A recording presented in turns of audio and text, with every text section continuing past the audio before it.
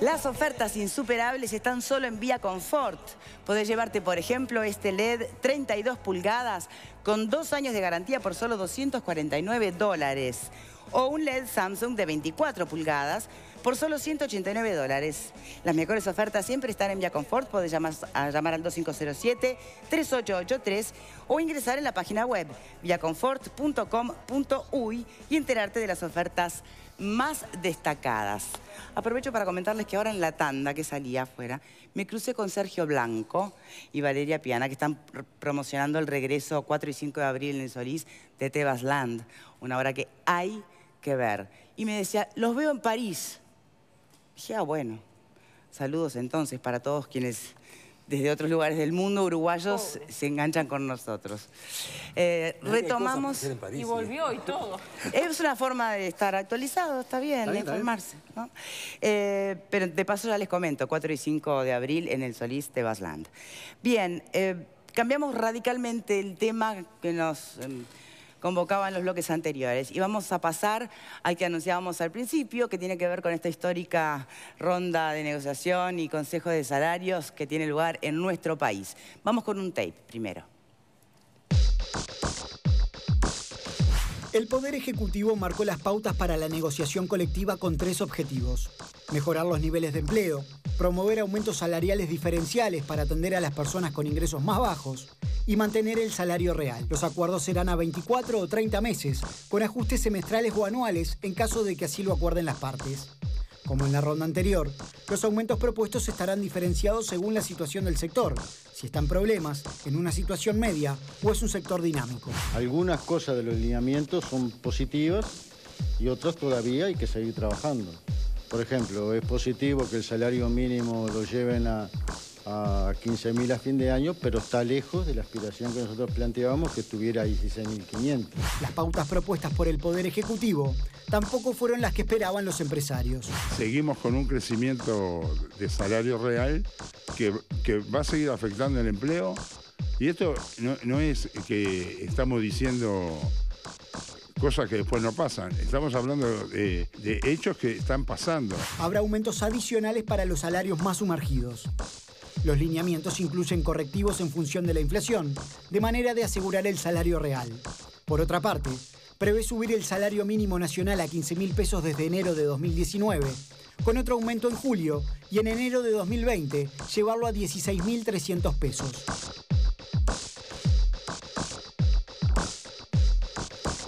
Bien, y le damos la bienvenida a quien nos acompaña en este sector del programa, el señor Marcelo Abdala, secretario general del PIT-CNT.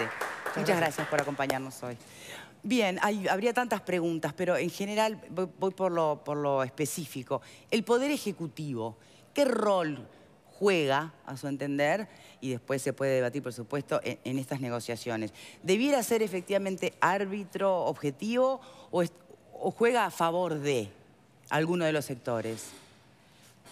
Yo, antes de meterme en los vericuetos de la negociación, las tensiones y los compromisos y los acuerdos que se generan, porque hay de todo en eso, lo primero que siempre subrayo es que yo defiendo la existencia de un ámbito tripartito, formalizado por rama de actividad, que articula el diálogo social y la negociación. Bien. El Poder Ejecutivo... Supongo que ahí hay consenso. Tal vez lo que puede haber discrepancia es si debería ser por rama, debería ser por empresa. No, lamentablemente no hay tanto consenso todavía. A pesar del éxito de la negociación anterior, donde de alrededor de 204 grupos acordaron, inclusive por arriba de los criterios del Poder Ejecutivo, el 80% acordó por arriba. A pesar del éxito de la negociación, todavía hay gente que dice que no debe existir esa estructura, ¿no? Me refiero a esto: un ámbito de gobernanza de las relaciones laborales, donde está el Poder Ejecutivo y el Estado, donde están los empresarios y estamos los trabajadores, que de forma tripartita y por rama de actividad establecemos los mínimos de la evolución laboral en el país. Yo creo que eso es saludable y la vida ha demostrado que es eficaz para el desarrollo y para la redistribución de la riqueza.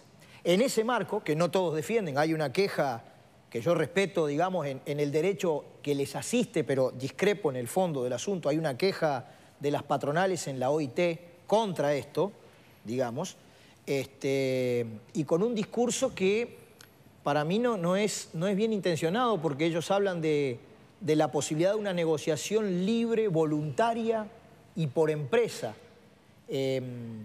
Cuando en el fondo, cuando uno mira en el desarrollo de la historia, en cada momento en que estuvo interrumpido el Consejo de Salario, en primer lugar por la dictadura, que no solo interrumpió eso, sino interrumpió las libertades civiles y democráticas bien en general, y luego en el periodo que los consejos de salario no funcionaron, hubo un enorme retroceso de la negociación colectiva en a cuántos trabajadores involucraba, ¿no? Bueno, partiendo de esa base, el Poder Ejecutivo es parte de la negociación, porque en este formato, esta tripartita, el Poder Ejecutivo tiene 3 miembros, en donde si no hay un acuerdo vota, la parte trabajadora tiene 2 miembros del Consejo de Salario y la parte empleadora tiene 2. ¿Qué quiero decir con esto? Si no hay un convenio colectivo, si no hay un acuerdo obrero-patronal, el Poder Ejecutivo vota. Lo que ha hecho es que algunas veces ha votado en consonancia con las propuestas empresariales y otras veces ha votado en consonancia con las propuestas de los trabajadores, ¿no? Bien, en Es decir, parte responde mi pregunta. Es parte de la negociación. Bien. ¿Cómo sienten ustedes los elementos que enfrentan hoy, lo que puede ser la mirada empresarial, partidos de la oposición, y que hasta dentro del propio oficialismo también ha generado alguna brecha? Yo creo que la negociación colectiva entre empresarios, sindicatos y gobierno abarca distintos tópicos donde la posibilidad de poder, digamos, llegar a consensos o acuerdos no es equitativa. Por ejemplo, hay temas que tienen que ver con las condiciones de trabajo, con normas de seguridad, normas de higiene, etcétera, etcétera, que eso naturalmente responde a una política pública y obviamente el Estado tiene el deber, digamos, de aplicarlo más allá de la voluntad de las partes porque forma parte de su rol en el mundo del trabajo. Los otros temas que tienen que ver con la parte de remuneración, a veces se dice, bueno, se llegó al acuerdo tal en el Consejo de Salario en la rama tal. En realidad, cuando se dice se llegó al acuerdo, es porque hay una ecuación económica que no manejan las partes, que no manejan ni los empresarios, ni los sindicatos, ni el gobierno, una ecuación económica sobre la cual se construye ese acuerdo. Entonces, ¿qué pasa? Obviamente, lo que se mira siempre es el resultado final. Bueno, ¿cuál va a ser el salario? ¿Cuál va a ser el aumento? Etcétera, etcétera. Pero, en realidad, hay como una especie de espejismo en pensar que eso es fruto de la voluntad. O sea, vamos a poner... ¿Cuánto ganas? 80. ¿Sabes qué? Vamos a 130. O sea, y llegamos a un acuerdo de 130. Pero lo que está detrás de ese acuerdo es una realidad económica que permite llegar a esa cifra. No es algo voluntario, que decimos, che, ¿por qué no le damos más o menos? Entonces, ahí me parece que es cuando se confunde y cuando se ve en la herramienta del Consejo de Salarios un mecanismo que es idóneo y muy fuerte para algunas cosas y es muy frágil para otras. Porque en el tema del salario, como explicaba en el tape anterior un delegado empresarial, hay una realidad que es obvia. Hay siempre una línea de tensión entre trabajo y salario, es decir, entre gente ocupada y monto salarial. Entonces, esa relación es siempre tensa. O sea, si sube el salario por encima de la productividad, va a bajar la cantidad de empleo, porque esa empresa X, esa unidad empresarial, genera tal rentabilidad para pagar determinada cantidad de sueldos. Pero ahí es donde empiezan los debates y ahí es donde, por suerte, existe la posibilidad de llevar eso. Pero a lo que voy es que es escaso el margen, a partir de esa realidad económica, es escaso el margen para que todas las partes salgan satisfechas. Ese es mi punto. ¿Quién es más radical a la hora de negociar, las empresas o los trabajadores? Ahora, pero sin embargo yo creo que me puede asistir aquí Abdala, pero la gran mayoría de los grupos terminan los consejos de salarios alcanzando acuerdos. Son muy pocas las circunstancias en las que el gobierno lauda, o sea que define un verticalazo. Entonces yo creo que no es tan descabellado esta cuestión que tú hablabas, que parece que es irreconciliable. En los hechos resulta que sí se logra un acuerdo. Entre otras cosas, creo que otra vez en estas... No, pero vos no hablas de que no se hagan acuerdos. Tú hablas de que hay una realidad que va más allá de la voluntad de las partes. Claro, que no es fruto de la voluntad, sino que la realidad es la que permite llegar a ese acuerdo. Bien, bueno, pero si no, no habría negociación, eso sin indudable, pero además hay una contemplación de esa realidad, porque uno puede ahora, como empresa, declararse en diversos sectores, en los sectores más pujantes o menos pujantes. Entonces creo que se parte de una base donde obviamente no se habla de, bueno, va a ser una recuperación salarial de tanto. Y también los trabajadores creo que cada vez más hacen reclamos o plataformas que son bastante racionales dentro de un contexto donde creo que lo que a mí por lo menos más me preocupa es la creación de nuevos puestos de trabajo. Bueno, yo iba a eso. Hay una relación dialéctica entre la información económica, que es un dato de la realidad, que es un insumo central para negociar, pero también cómo los resultados de la negociación impactan en la situación económica. Yo siempre digo, el amigo principal del Consejo de Salario tiene que ser el jubilado y el pensionista, porque sus pasividades ajustan de acuerdo a cómo se mueve el índice medio de salario. Para nosotros, trabajadores, no es un buen negocio hacer un acuerdo de carácter salarial exorbitado y perder puestos de trabajo. Nosotros negociamos el desarrollo de la industria, de la rama, la incorporación tecnológica, la capacitación y la formación profesional. Vamos a veces con una agenda frente a la posible automatización de los procesos productivos, por ejemplo, para incluir la reducción de la jornada de trabajo en las distintas ramas de actividad donde esto sea posible. Sí. Es decir, de a poco se va enriqueciendo. Yo lo que sostengo... y además hay desafíos nuevos. Claro. La negociación colectiva es una herramienta del desarrollo. Ayuda a distribuir ingresos que si no la vida ha demostrado es bastante más difícil distribuir. Y yo creo que es una cosa que todos le tenemos que dar para adelante, ¿no? Bien, Alfredo. Yo creo que la realidad económica es cierto, hay ciertas condicionantes, pero tampoco vamos a negar que hay algo que se llama ganancia. En términos ideológicos yo lo defino como plusvalía. Otros dicen ganancia, que las empresas quieren que sea lo mayor posible, y los salarios de los trabajadores que también quieren que sea lo mayor posible. Sin lugar a duda, el movimiento sindical responsable no va a sacarle tanto el jugo a la empresa para que cierre y pierdan el laburo, porque no matás la vaca que te da la leche, porque es que la vaca a la cual le sacás la leche esté sana, rebosante y pueda sacarle más leche todavía. O sea que, pero que la gran cuestión, y de cierta manera para mí hay una especie de amenaza implícita que se dice, si suben los salarios, miren que va a haber menos empleo, miren que va a haber menos empleo. Depende, también pueden decir, y si bajamos un poquito la ganancia, capaz que más tenemos los empleos y subimos un poquito los salarios. Ahora que hablaste de plusvalía y traes otros elementos sobre la mesa. Y un tema que me importa, para después decirlo, me parece que los reclamos sindicales muchas veces tendrían que ser de que los salarios no suban todos lo mismo. Tienen que subir en diferentes franjas. El que cobra menos de la misma empresa tiene que subir más que el que cobra. Es decir, que es una cosa que no sé cuánto se practica en el Uruguay. Y el planteo nuestro para los llamados salarios más sumergidos es distinto, por ejemplo, al que el Poder Ejecutivo ha hecho en su comunicación de los criterios, de las pautas. Es más acelerado para toda esa franja.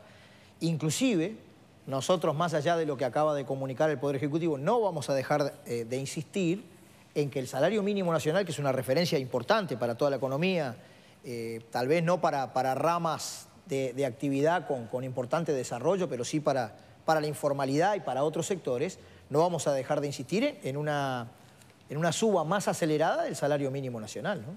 Bueno, claro, el mínimo está pautado para el Ejecutivo para 15.000 pesos, ¿no? A partir del 1 de enero de 2019. Y ustedes quieren llegar a 16.500. Yo a veces me pregunto que si es correcto, digamos, que se concreten las estimaciones, las prospecciones de que el país va a crecer este año un entorno de un 3%, yo no descarto de que desde el movimiento obrero se le pida, en el caso de que un supuesto de este tipo finalmente se concrete, una suba más elevada del salario mínimo, ya para el 1 de enero del año que viene, ¿no? Miguel. Bueno, yo quiero hacer algunas puntualizaciones. Yo celebro lo que dice Abdala. A mí me parece que la negociación colectiva es muy importante. Antes no se tenía negociación colectiva y, como se dice vulgarmente, te cocinaban en el cuartito. Yo lo celebro, me parece muy importante. Yo como trabajador me siento representado por el movimiento sindical. Creo que los logros que han obtenido los trabajadores a lo largo de todo este tiempo han sido muy significativos y puntualmente el de los salarios. Ahora sí, me preocupa ese salario mínimo nacional, que es el que ganan muchísimos uruguayos. El tema es cómo lo encaramos, porque el gobierno ya ha puesto su postura firme de que no hay mucho margen para negociar. ¿Cómo el movimiento sindical está parado frente a esa negativa del gobierno hoy? Y bueno, yo creo que, primero que nada, vamos a tener un importante 1 de mayo donde la bandera de un salario mínimo nacional que mantenga más la tendencia que se ha venido observando en los últimos años, y es que crece por encima de la inflación. Se exprese mejor esa tendencia, la vamos a ubicar en el 1 de mayo. Hay un congreso del PIT-CNT. El Poder Ejecutivo está cumpliendo con las reglas que recomienda la OIT. Es decir, lo que tiene que hacer el gobierno con el salario mínimo nacional es consultar a las partes. Ustedes vieron ahí imágenes, esas imágenes son de la ronda anterior del Consejo de Salario, en donde se reúne el Consejo Superior de Salario que hace a la gobernanza, digamos, de las relaciones laborales. Allí se puso la propuesta de qué es lo que va a suceder con el salario mínimo nacional. Nosotros vamos a insistir por la vía de la negociación, por la vía del planteo, por la vía de la propuesta y también por la vía de la movilización. Y tenemos tiempo hasta diciembre de este año, porque el salario mínimo nacional cambia el 1 de enero, ¿no? Sí. Nosotros vamos a buscar de insistir en eso, ¿no? A mí me gustaría saber si para ustedes la negociación colectiva, los consejos de salario, si de alguna manera le han puesto fin a la lucha de clases o si por el contrario es la expresión más clara y civilizada de esta lucha. Yo creo que... ¿Qué pensás? Yo pienso que es una expresión institucionalizada, democrática y civilizada de la lucha de clases. Yo pienso eso, ¿no? A mí me gustaría hacer referencia a una cosa que afirmó Alfredo, que puede ser un debate muy interesante. Cuando él planteaba y lo formulaba como una exhortación, una invitación al movimiento sindical a, digamos, manejar distintas franjas de aumento de salarios, si entendí bien, Alfredo, digamos, los salarios más sumergidos que sean más favorecidos con porcentajes mayores. En realidad, eso debería llevarnos a preguntar cuál es, digamos, el fundamento o la base de la reclamación del salario. Es decir, por lo menos como lo veo yo, tiene que ver con lo que cada uno aporta en el proceso de generación de un bien, de una riqueza, de un servicio. Entonces, si vamos por el lado que plantea Alfredo, es decir, los más sumergidos, que generalmente son los que hacen tareas más rutinarias, digamos que tienen menor impacto sobre el producto final, si, digamos, aplicamos este razonamiento, o sea que en realidad el salario es la parte que uno recibe, o una parte por lo menos que uno recibe de lo que aporta al proceso de creación de esa riqueza, entonces ese concepto en realidad llevaría a un resultado equivocado. Porque aquella persona que con su trabajo rutinario, esquemático, no genera un aporte sustancial a determinado bien, entonces ¿qué sentido tiene que su aumento, digamos, su retribución, si aporta menos a la creación de esa riqueza, porque su aporte, lo que va a recibir va a ser mayor? Y por contrapartida, cuando nosotros vemos salarios elevados, porque obviamente hay diferencia de salarios en toda la rama de actividad, a lo que voy es que los salarios, justamente, o sea, a mayor escasez de cierto talento, o sea, Messi no gana lo mismo que un mediocampista de un club de la B de Uruguay. ¿Por qué? Porque aporta el negocio del fútbol a la generación del espectáculo, aporta mucho más que otros jugadores. Entonces, me parece que si no nos enfocamos correctamente en cuál es la naturaleza del salario, me parece que no vamos a llegar a ninguna conclusión sana. Eso es lucha de clase. Ahí te dio todo para una prueba fehaciente de que la ideología vive y lucha. Pero no es una ideología, es la realidad. Perdón, es la realidad. Te escuché, Pascal, te escuché. A ver qué dice. Es la realidad. Vamos a ver qué opinan. Pero ¿cómo van a negar la realidad? Entre otras cosas, implica cubrir las necesidades básicas que una persona precisa para vivir. Yo, para vivir, preciso alimentarme, tener abrigo, tener vivienda, transporte, diversión. Es decir, yo creo que el salario se tiene que medir en base a necesidades esenciales de una persona. Perdón, es lo que yo aspiro. Ahí está la parte ideológica mía, pero sin lugar a duda. Realidad, Alfredo, no terminé, no es la realidad. no terminé. Entonces, me parece que medirle en base a lo que aporta, porque en ese criterio, los tipos que limpian las cloacas aportan muy poco. Porque en realidad... ¿Quién sabe? Capaz que es un trabajo muy poco, entonces le pagamos 2 pesos. No. El que pone las cosas en la góndola, ¿qué aporta? No aporta nada, siempre es una cuestión mecánica. Bueno, para algo existe el salario mínimo. No se trata de eso, de hablar del salario mínimo. Me parece que ahí está el tema de fondo. Ideológicamente, yo creo que lo que el salario tiene que ser es cubrir las necesidades básicas, indispensables de una persona para vivir dignamente. Pero tú planteas lo que debería ser. ¿Qué es lo que están debatiendo acá, señores? ¿Están debatiendo el salario mínimo nacional o están debatiendo el salario en general? El salario general. Pausa y me lo contestan a la vuelta. Ya venimos.